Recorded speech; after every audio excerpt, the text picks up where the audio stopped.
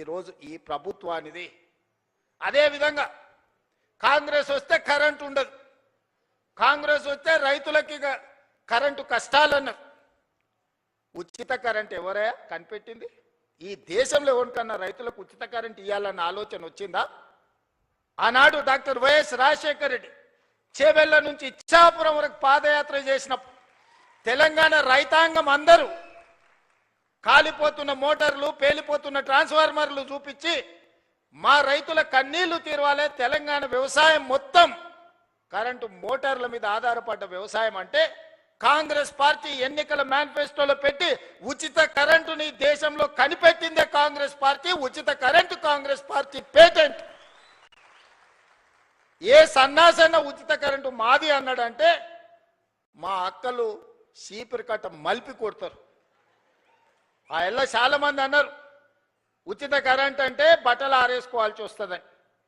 ఇచ్చి చూపించి రాజశేఖర రెడ్డి గారు 2004 ముఖ్యమంత్రిగా ఎల్బీ స్టేడియంలో ప్రమాణ స్వీకారం చేసినప్పుడు 7 గంటల ఉచిత కరెంటుతో పాటు వందలాది కోట్ల రూపాయలు రైతుల కరెంటు బిల్లులను రద్దు చేసి లక్షలాది మంది రైతుల మీద ఉన్న క్రిమినల్ కేసెస్ రద్దు చేసిన సంతకం, మొట్టమొదటి ఫైల్ మీద సంతకం ముఖ్యమంత్రిగా వైఎస్ రాజశేఖర రెడ్డి గారు కాంగ్రెస్ పార్టీ 2004 సంవత్సరంలో సంతకం పెట్టింది కాంగ్రెస్ పార్టీ కాదా? ఇవాళ గుడ్డొచ్చంట కోడిని బెదిరించిందంట. ఈడెవడో వచ్చి మేమిచ్చిన ఉచిత కరెంటుకు నీ ఖాతాలో రాసుకొని కాంగ్రెస్ వస్తే కరెంటు కష్టాలన్నాడు.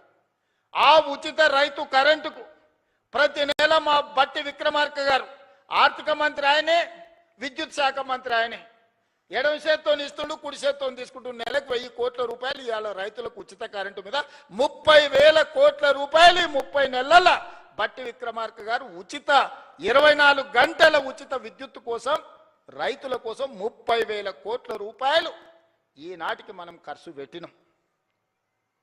బోనస్ కింద 4,000 కోట్లు దాదాపుగా ఉత్తమ్ కుమార్ రెడ్డి గారు ఇచ్చారు. వ్యవసాయ పనిముట్లకు ఈరోజు తుమ్మల నాగేశ్వరరావు గారు 2,000 కోట్ల రూపాయలు ఖర్చు పెట్టారు. రైతు బీమా దాదాపుగా 3,500 కోట్ల రూపాయలు రైతు బీమా కోసం ఈరోజు మనం ఖర్చు పెట్టినాం. సివిల్ సప్లైస్ కార్పొరేషన్ 10 ఏళ్లలో వాళ్ళు కొనుగోలు చేసింది ఎంత? 2.5 ఏళ్లలో మనం కొనుగోలు చేసింది ఎంత? ఒక్కసారి లెక్క పెట్టుర్రి. 10 ఏళ్లలో వాళ్ళు కొన్నది మొత్తం 1,68,000 కోట్లు అనుకుంటే ఖాళీ 2.5 ఏళ్లలో ఉత్తమ్ కుమార్ రెడ్డి గారు 80,000 కోట్ల రూపాయలు పైగా సివిల్ సప్లైస్ కార్పొరేషన్ నుంచి వడ్లు కొనుగోలు చేసి రైతులకు ఈరోజు రైతులకు ఇచ్చేది. ఇట్లా లెక్కలేస్తే 30 నెలల దాదాపుగా 1,75,000 కోట్ల రూపాయలు ఈ ప్రభుత్వం రైతాంగం కోసం ఖర్చు పెట్టింది. సరాసరి ప్రతి నెల 6,000 కోట్ల రూపాయలు రైతుల కోసం మేం ఖర్చు పెడితే మీరు 2,500 కోట్ల రూపాయలు కూడా ఖర్చు పెట్టలేదు. మరి వ్యవసాయానికి మేం పండుగ చేసినామా, మీరు చేసిరా? ఇవాళ ఊర్లలో తిరిగి ఈరోజు రైతులను క్షమించే సభ పెట్టమని తాటి చెట్టులు ఎక్కువ అయ్యాను కానీ తలకాయ లేనట్టుంది చెప్తా ఉన్నాడు. చెట్టులు ఎక్కువ ఎరిగితే సరిపోదు, అందులో ఆవగించనంత గుజ్జు ఉండాలని పెద్దలు చెప్పారు. అందుకే ఇవాళ ఏ విషయంలో అయినా మీరు చర్చకు సిద్ధమా? వస్తాడా అసెంబ్లీకి? రైతుల గురించే ప్రత్యేకంగా అసెంబ్లీ సమావేశాలు ఏర్పాటు చేద్దాం. 10 సంవత్సరాలు మీరు చేసింది ఏంది రైతుల కోసం, 10 సంవత్సరాలు మేము చేసింది ఏందో ఈరోజు ఆలోచన చేద్దాం.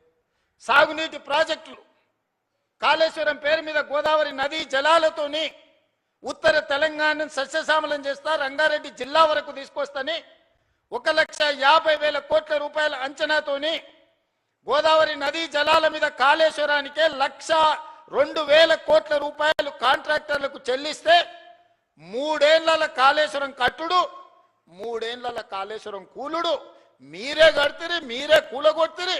1,00,000 కోట్ల రూపాయలు గోదావరిలో కలిసిపోయి కాళేశ్వరం కాస్త కూలేశ్వరమైంది. అంతకుముందు ఏ ఊర్లో ఎవరు కష్టపడి ఒడ్లు పండించుకున్నా, ఏ ఊర్లో ఎవరు మక్కలు పండించుకున్నా, ఏ ఊర్లో ఎవరు జొన్నలు పండించుకున్నా, ఏ ఊర్లో ఎవరు సద్దలు పండించుకున్నా, ఏది పండించుకున్నా కాళేశ్వరం నీళ్లతోనే ఈ పంటలు పండినాయి అన్నారు. మరి 3 ఏళ్లలో మేము సుక్క నీరు తీసుకోలేదు, కుప్ప కూలిపోయింది కాళేశ్వరం. సంవత్సరానికి